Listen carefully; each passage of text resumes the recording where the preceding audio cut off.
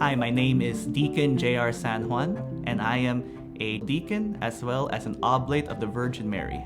On Friday evening, I made my perpetual vows, which basically means that in my vocational discernment, I have discerned that God wills me to be an oblate of the Virgin Mary for the rest of my life.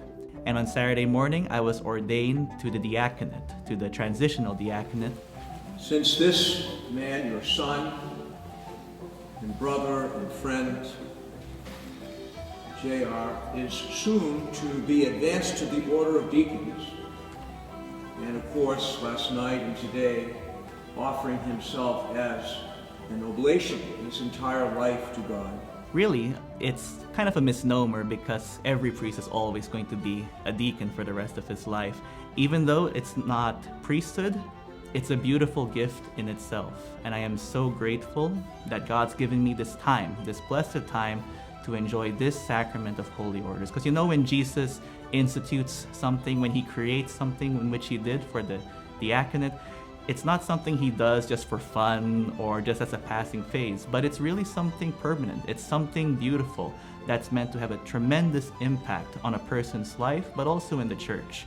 And right now, I'm just savoring all those graces of being able to assist God at the altar. Both days, the final vows and the diaconate ordination, were both really powerful events for me for different reasons. I must confess that before my final vows, there was, I guess you could call it anxiety in my heart. Not anxiety in the sense of doubt, but there was just a lot of emotion, and that emotion really was just gratitude. I was just so grateful to God for what he was inviting me to, what he was giving me as a gift. But during the liturgy, as things were happening, I felt that peace. God was finally saying, you finally made it. You're going to be an oblate of the Virgin Mary. Saturday morning was different. I think the Friday night helped ease me into it. Maybe that's just the human level of it.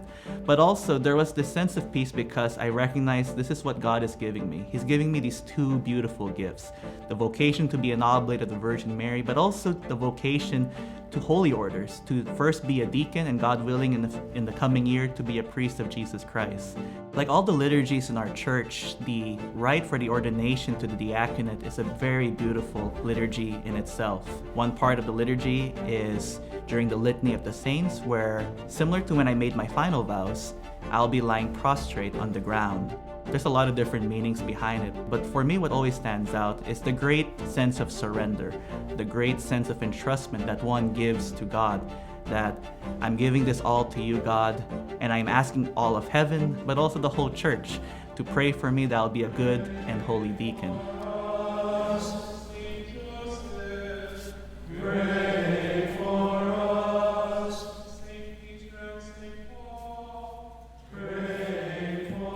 Another important part of the rite of ordination to the diaconate is when I, as a deacon, will receive the book of the Gospels from the bishop.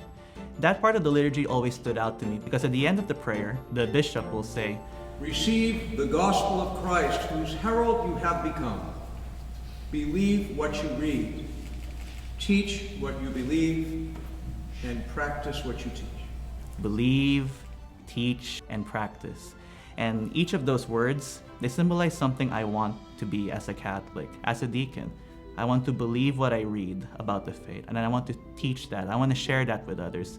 But beyond just teaching, beyond just believing in my head, I want to live it out. I want to practice it. And so that in itself is just such a beautiful part of the diaconate ordination.